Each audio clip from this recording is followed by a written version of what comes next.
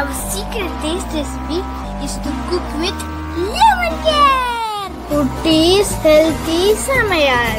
Hello friends, welcome to Kutties Healthy Samayal. Be positive, be healthy. நம்ம சேனலை subscribe பண்ணாதவங்க subscribe பண்ணிவிட்டு பக்கத்தில் இருக்க பெல் பட்டனை கிளிக் பண்ணிக்கோங்க.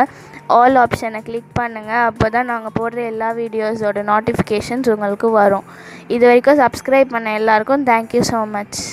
நாம் இன்றைக்கி ரொம்பவும் டேஸ்டியான சூப்பரான ஒரு சட்னி ரெசிபி தாங்க பார்க்க போகிறோம்.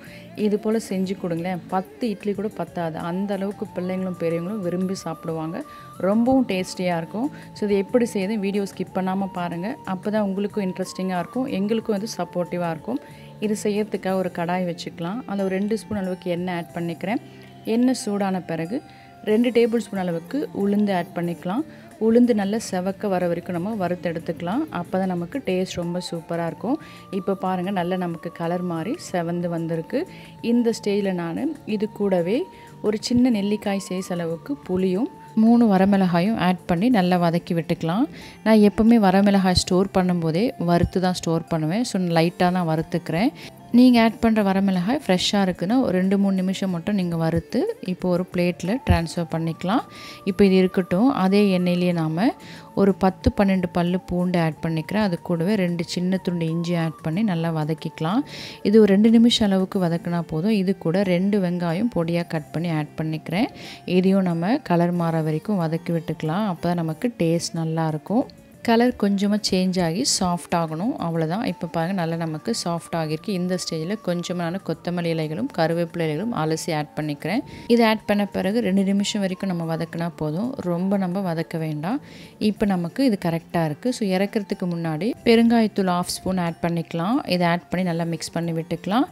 இது ஜஸ்ட் ஒரே ஒரு நிமிஷம் மட்டும் நீங்கள் கலந்து விட்டால் போதும். இப்போ நாம் இதை அதே பிளேட்டில் ட்ரான்ஸ்ஃபர் பண்ணி ஆற வச்சுக்கலாம். இப்போ இதை ஆறட்டும். அடுத்ததாக இதுக்காக ஒரு 2 பெரிய சைஸ் தேங்காய் பத்தை பொடியாக கட் பண்ணியிருக்கேன். அதை நம்ம அதே கடாயில் ஆட் பண்ணி வறுத்துக்கலாம். எனக்கு இப்போது எண்ணெய் இல்லை, ஸோ அதில் கொஞ்சமாக நான் ஒரு 1/2 ஸ்பூன் அளவுக்கு எண்ணெய் விட்டு அதில் தேங்காயை வறுத்துக்கிறேன். உங்களுக்கு எண்ணெய் இருந்தால் அதுலேயே நீங்கள் வறுத்து எடுத்துக்கலாம். ரொம்ப நமக்கு கலர் சேஞ்ச் ஆகணும்னு அவசியம் இல்லை, கொஞ்சமாக நம்ம வறுத்தா போதும். இப்போ இதெல்லாமே ஆற வச்சாச்சு. இப்போ நல்லா ஆறி வந்துடுச்சு. இதை மிக்ஸி ஜாரில் ஆட் பண்ணி அரைச்சிக்கலாம். முதல்ல தேங்காய் இல்லாமல் மற்றதெல்லாம் ஆட் பண்ணி நம்ம ஒரு சுத்து நல்லா அரைச்சி எடுத்துக்கலாம். இப்போ பாருங்கள், இந்த அளவுக்கு நமக்கு கொரகொரப்பாக கிடச்சிருக்கு. தேங்காய் ஆட் பண்ண விருப்பம் இல்லாதவங்க இப்படியே கூட நீங்கள் சாப்பிட்லாம். இதுவே ரொம்ப டேஸ்டியாக இருக்கும். ஒரு ஃப்ளேவரும் பார்த்தீங்கன்னா ரொம்ப சூப்பராக இருக்கும். இப்போ நம்ம இது கூட திரும்பவும் தேங்காவை ஆட் பண்ணி கொஞ்சமாக தண்ணி ஆட் பண்ணி அரைச்சி எடுத்துக்கலாம். இது ஒரு திக்னஸ் உங்களுக்கு எந்த அளவுக்கு தேவையோ அந்த அளவுக்கு தண்ணி ஆட் பண்ணி அரைச்சிக்கோங்க. இதில் ஆட் பண்ணுற புளி, வரமிளகாய், உப்பு எல்லாமே உங்கள் டேஸ்ட்டுக்கு ஏற்றாப்புல கூட குறைய ஆட் பண்ணிக்கோங்க.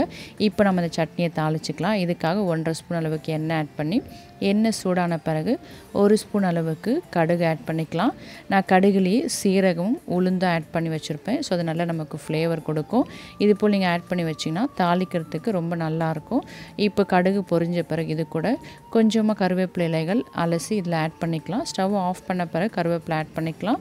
அப்போ தான் நமக்கு எண்ணெய் தெறிக்காது. இப்போ இதை நம்ம சட்னியில் ஆட் பண்ணி நல்லா கலந்து விட்டுக்கலாம். அவ்வளோதான், நம்மளோட சூப்பரான டேஸ்டியான சட்னி ரெடி ஆகிடுச்சு.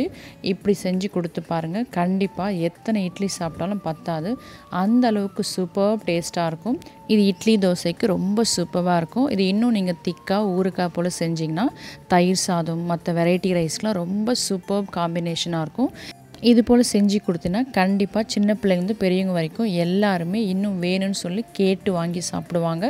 அந்தளவுக்கு ரொம்பவும் டேஸ்டியாக இருக்கும். ஃப்ளேவரும் ரொம்ப நல்லாயிருக்கும். கலரும் பார்க்குறதுக்கே ரொம்ப அட்ராக்டிவாக இருக்கும். ஸோ இது போல் நீங்களும் செஞ்சு பாருங்கள். செஞ்சு பார்த்துட்டு உங்கள் டேஸ்ட், உங்கள் எக்ஸ்பீரியன்ஸ் எனக்கு கமெண்ட் பண்ணுங்கள். மறக்காமல் லைக் பண்ணுங்கள். ஃப்ரெண்ட்ஸ் அண்ட் ஃபேமிலிக்கு ஷேர் பண்ணுங்கள். இது போல் ஹெல்த்தியான ரெசிபிஸ் உங்களை ரீச் பண்ண நம்ம சேனலை சப்ஸ்கிரைப் பண்ணி வச்சுக்கோங்க. தொடர்ந்து சப்போர்ட் பண்ணுங்கள். தேங்க்யூ. Yummy tasty. நீங்களும் ட்ரை பண்ணுங்கள், என்ஜாய் பண்ணுங்கள், ஹெல்த்தியாக இருங்க.